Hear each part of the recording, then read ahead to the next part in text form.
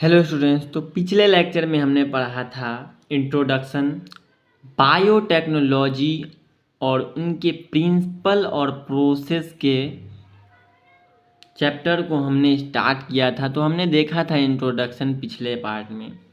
आज हम देखेंगे traditional hybridisation versus genetic engineering क्या होता है।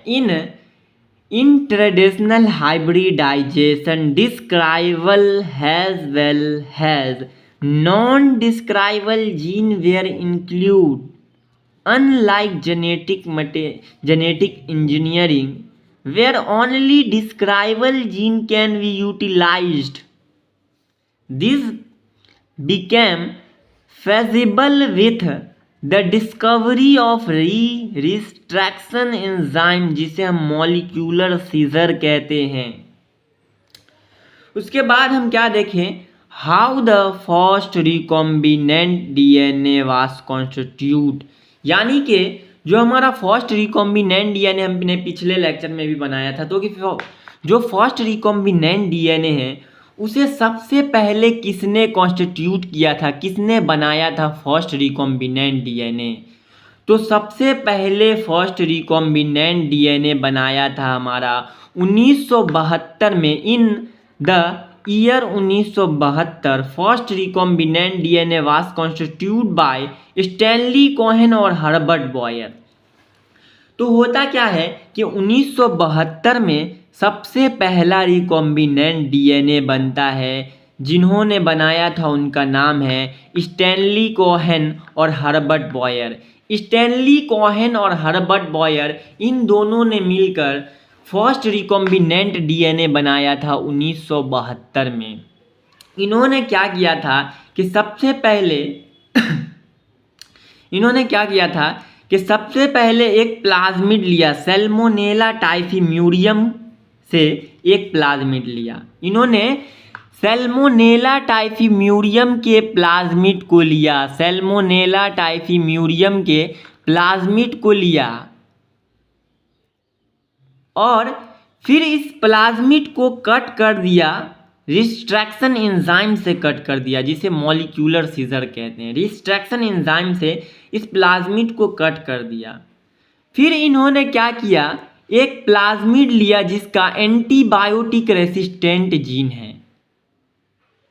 फिर एक प्लाज्मिड लिया जिसका एंटीबायोटिक रेसिस्टेंट जीन है और उस प्लाज्मिड में से एंटीबायोटिक रेसिस्टेंट जीन को कट कर लिया। ये जो हमारा एंटीबायोटिक रेसिस्टेंट जीन है इसे कट कर लिया और इसे यहाँ पर लाया और ये सैल्मोनेला टाइफीम्यूरियम के प्लाज्मिड को कट किया और दोनों को जब लाइगेज की मदद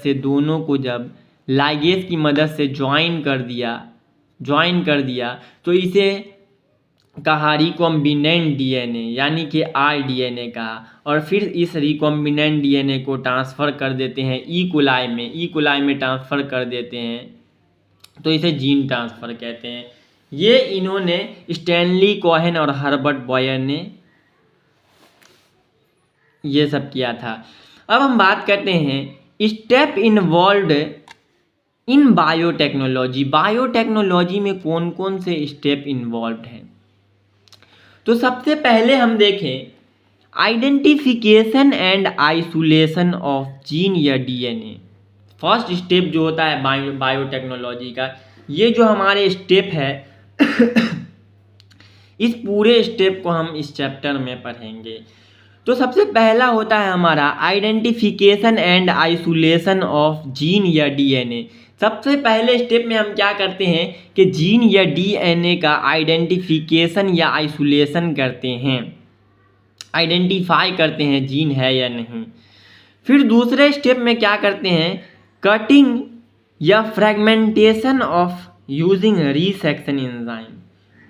दूसरे स्टेप में क्या करते हैं कि जो हमारा जीन होता है उसे कट करते हैं, कट मतलब काटना, या फ्रैगमेंट में तोड़ते हैं, फ्रैगमेंटेशन मतलब तोड़ना, फ्रैगमेंटेशन करते हैं, तोड़ते हैं डीएनए को using resection enzyme. Resection enzyme का यूज़ करके डीएनए को कट करते हैं या फ्रैगमेंट में तोड़ते हैं। तीसरे स्टेप में हम क्या करते हैं, separation of the describable fragment.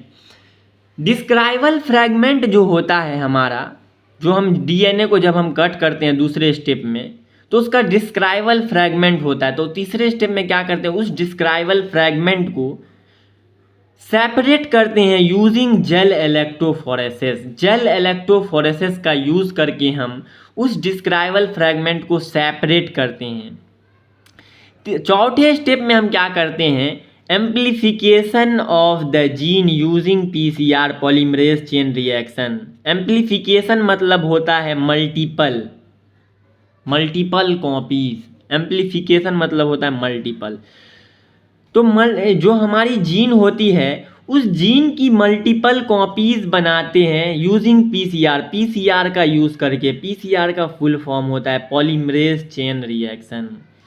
PCR का यूज़ करके हम जीन की मल्टीपल कॉपीज बनाते हैं चौथे स्टेप में। पांचवें स्टेप में हम क्या करते हैं, linking of gene with vector.